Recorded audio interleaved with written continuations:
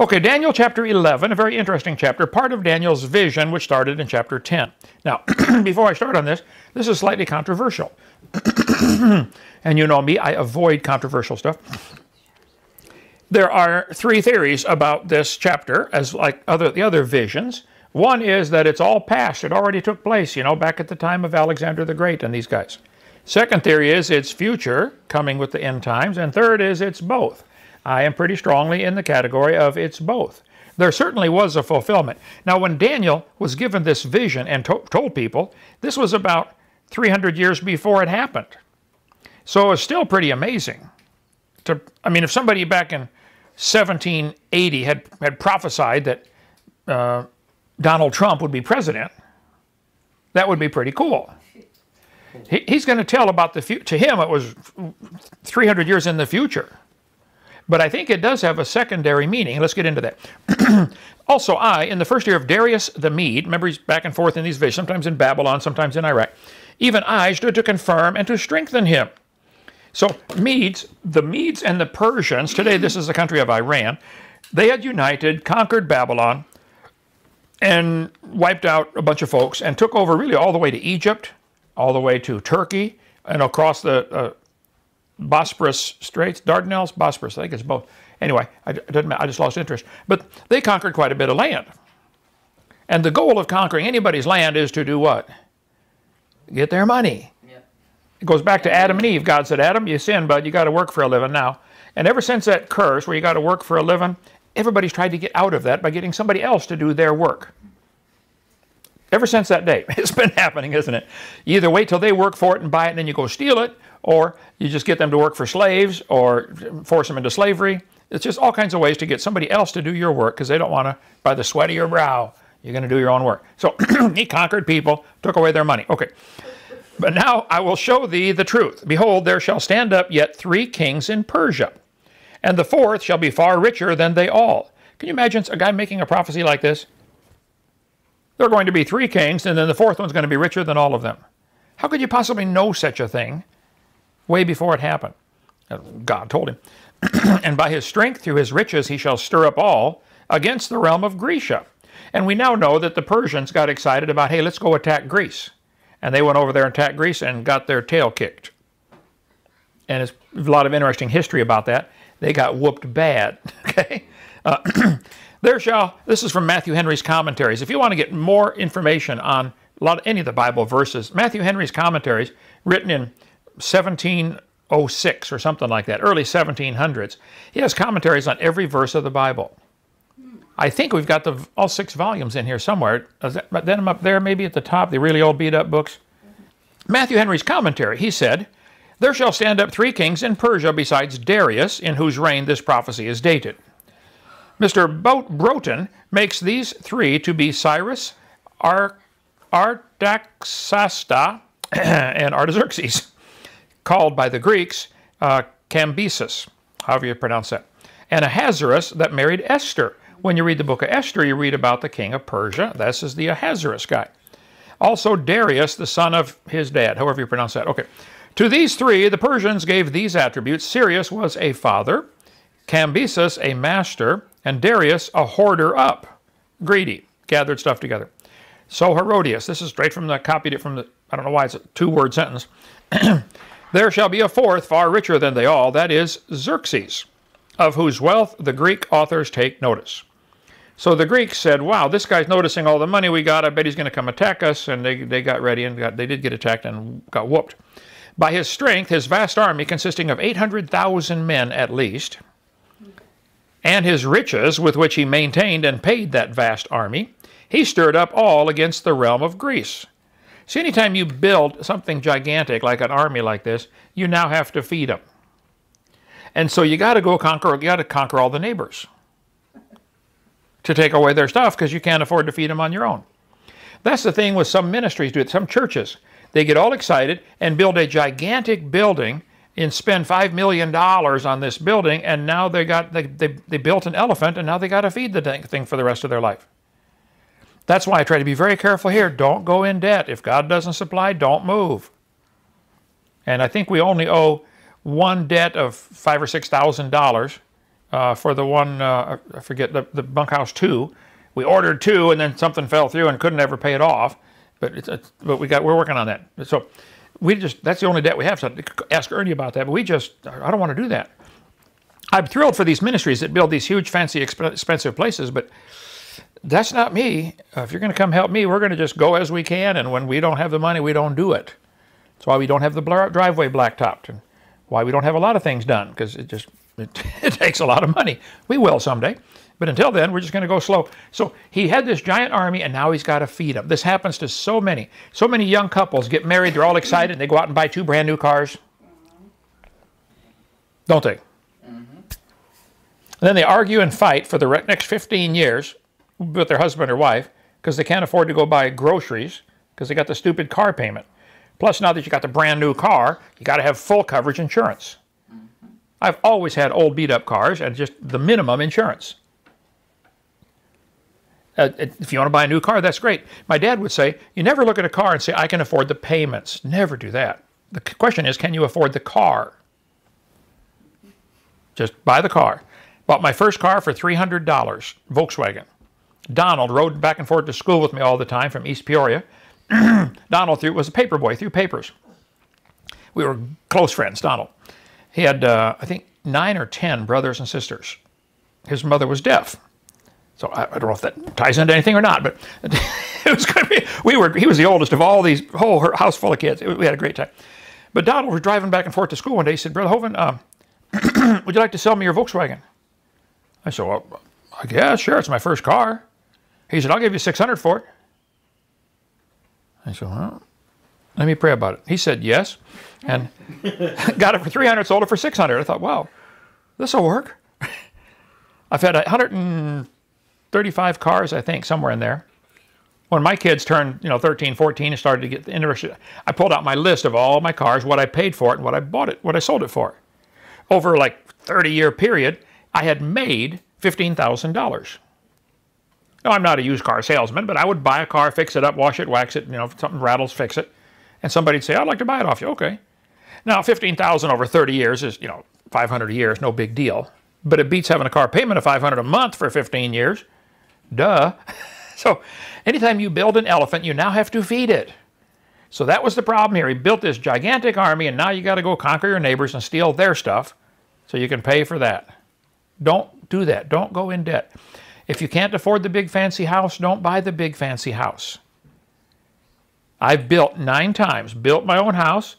Built my first house, $24,000. Sold it for $59,000. I said, whoa, this will work. Let's do that again. And built one again. And you can build, just don't go in debt is the thing. Okay, you know how it is, Kevin. How many houses have you built? Oh, probably 4. 4?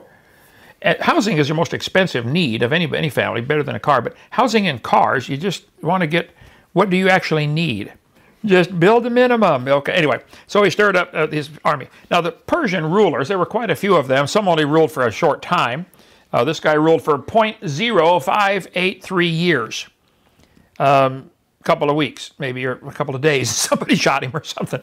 But they had this guy 0.06 years. So some of them, they don't hardly count. He's a ruler and bang, gets assassinated or something. But a mighty king shall stand up that shall rule with great dominion and do according to his will. And when he shall stand up, his kingdom shall be broken and shall be divided toward the 4 winds, and not to his posterity. We now know this was talking about Alexander the Great. Conquered the known world, 30 years of age, and died. And his 4 generals divided up his kingdom. So it didn't go to he didn't have any posterity, he didn't have any children. So Alexander's kingdom broke up, and you had the Egyptian part, what to say is Turkey, the Babylonian Iraq part. This king of the south shall be strong. This would be Egypt.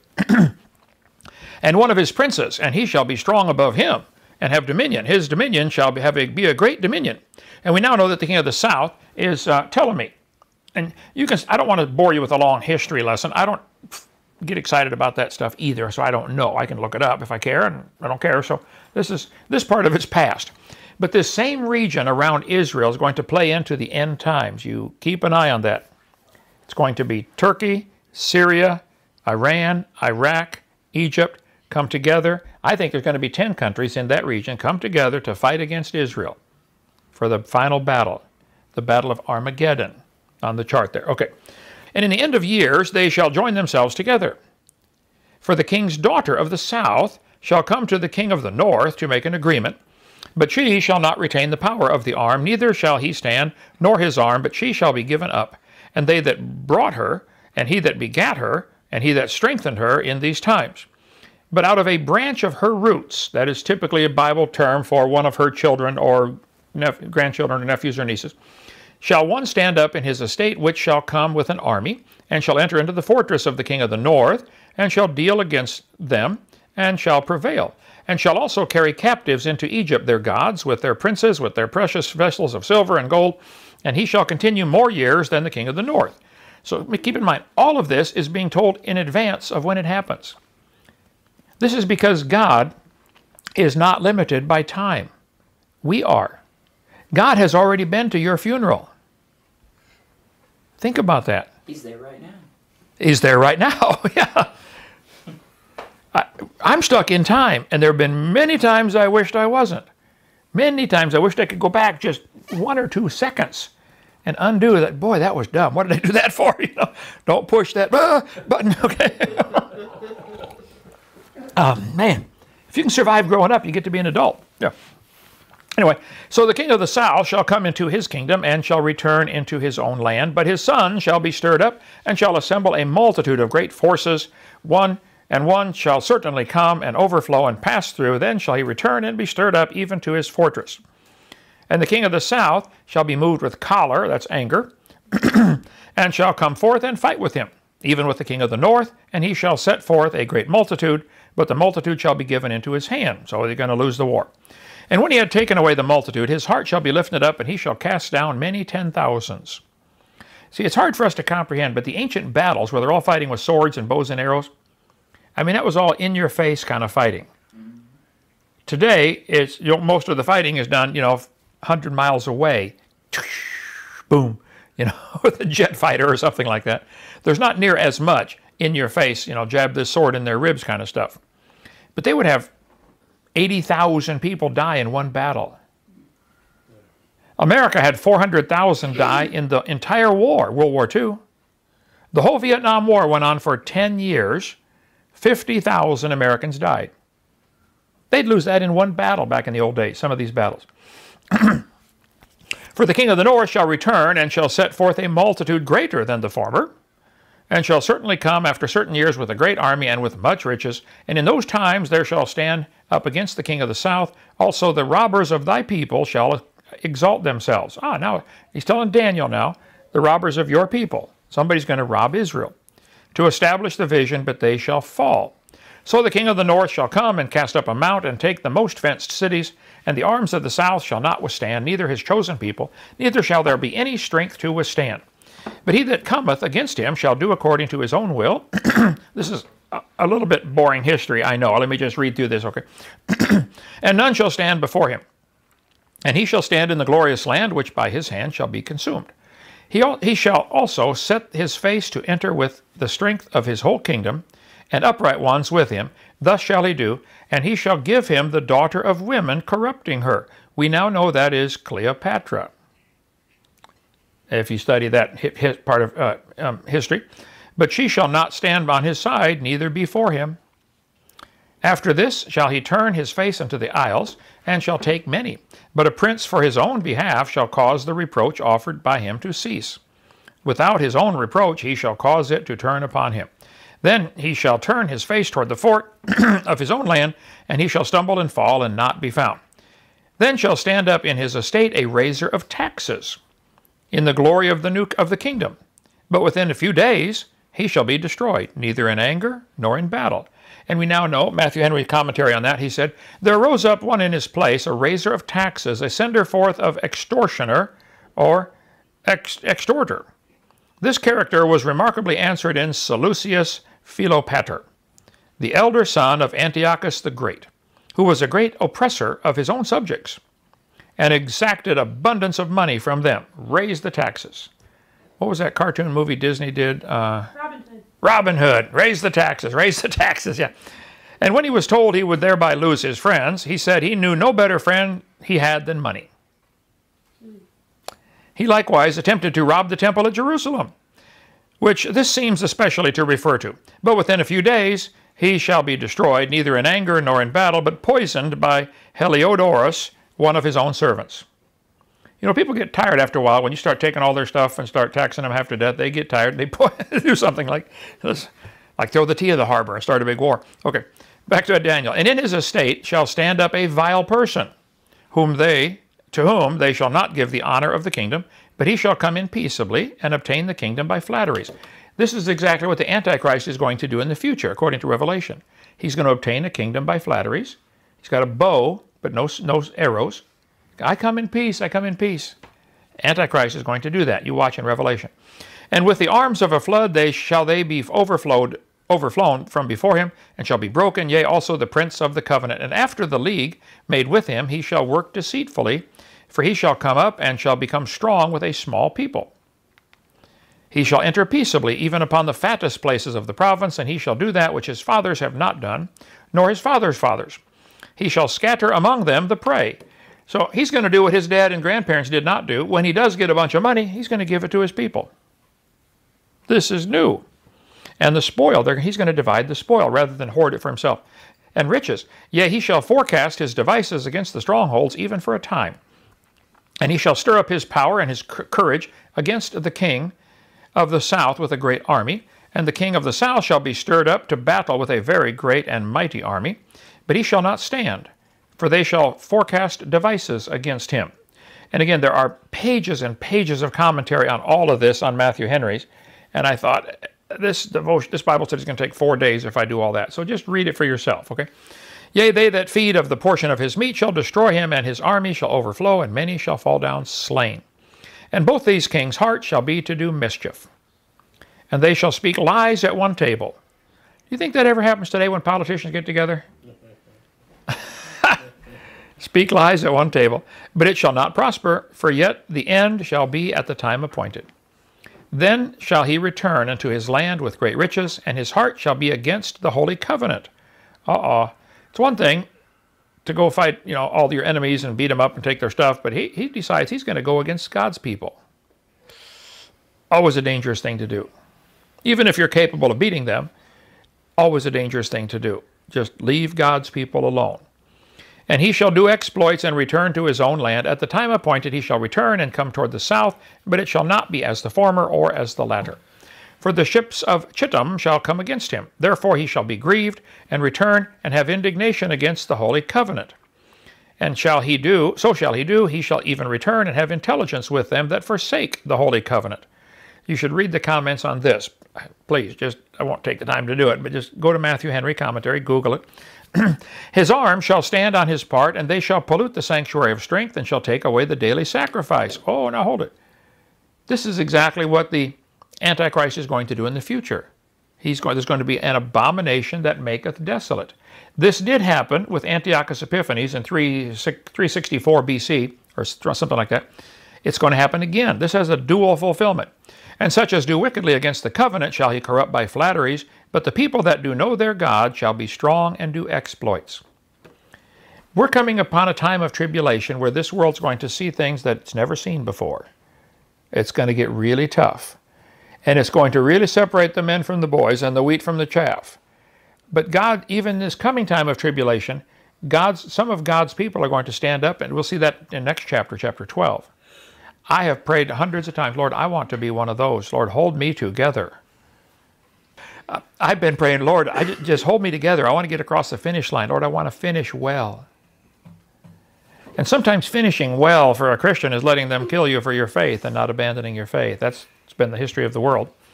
Anyway, those that know their God are going to be strong and do exploits, and they that understand among the people shall instruct many.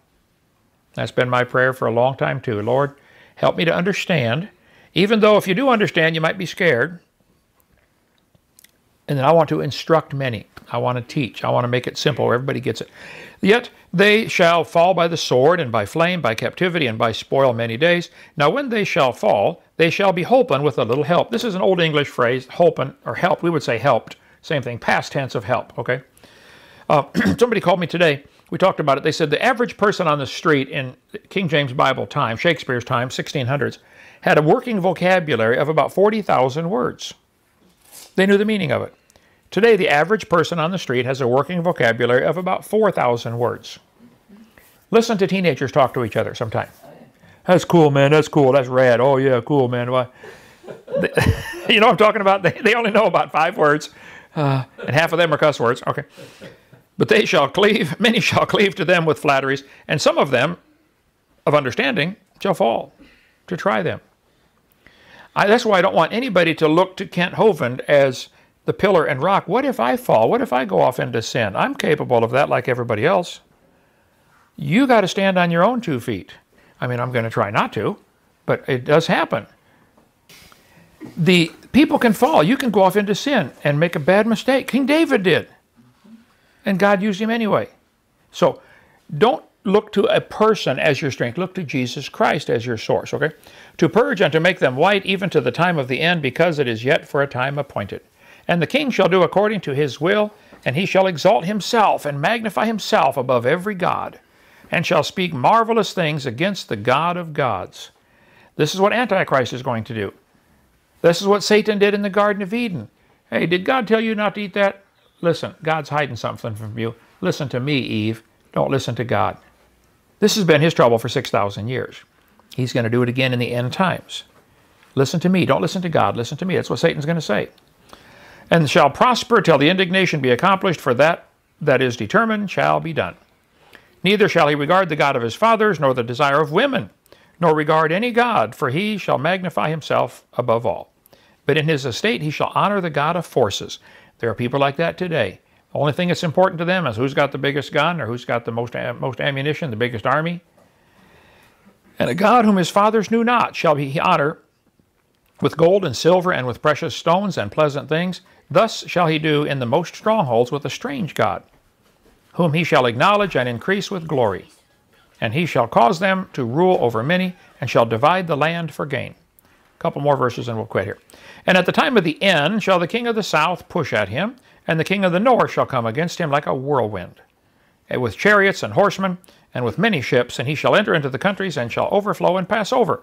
And he shall also enter into the glorious land, that would be Israel, and many countries shall be overthrown, but these shall escape out of his hand, even Edom, Moab, and the chief of the children of Ammon.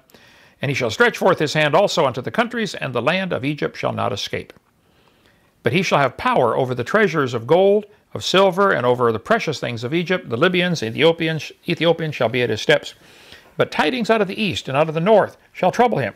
Therefore he shall go forth with great fury to destroy and utterly to make away many. And he shall plant the tabernacles of his palace between the seas and the glorious holy mountain. Yet he shall come to his end, and none shall help him. So there's Daniel getting this prophecy, writing all this down. I'm sure the king and his people are looking at that and said, we just got the history of our world told to us in advance. Then they did. For the next 300 years, all these things happened, exactly as prophesied here. Now we can look back on, this is why the skeptics look at Daniel and say it had to be written later than that. There's no way they could know these things. No, this was written by Daniel in about 530, 580 BC, before Christ. Plenty of evidence for that. So the people look for anything, though, to reject the Bible. They just don't want that book to be true. Just get rid of that book. They would accept the idea they came from a rock. They have lost their marbles and believe they came from a rock, but won't accept that a book could be written by God who knows the future. He's also written about the future for us today. It is 2018. God already knows what's going to happen all year, all next year, all the next year. He already knows. That's why over and over in the Bible he says, hey, fear not, fear not, fear not. I got it under control. Relax. Stay right in the middle of my will. He might preserve you through the lion's den, or he might let the lions eat you. How many Christians have been eaten by lions over the years? Read Fox's Book of Martyrs. I don't know what he's going to want. I know the final kingdom is going to be partly strong and partly broken. I said, Lord, I want to be someplace where it's broken. I think he gave us Lenox, Alabama as an answer to that prayer. We shall see. But we want to be strong and do exploits and win souls. That's the goal, to teach others to be ready for what's coming. Everybody's busy playing with trinkets and toys. They're not getting ready for what's coming.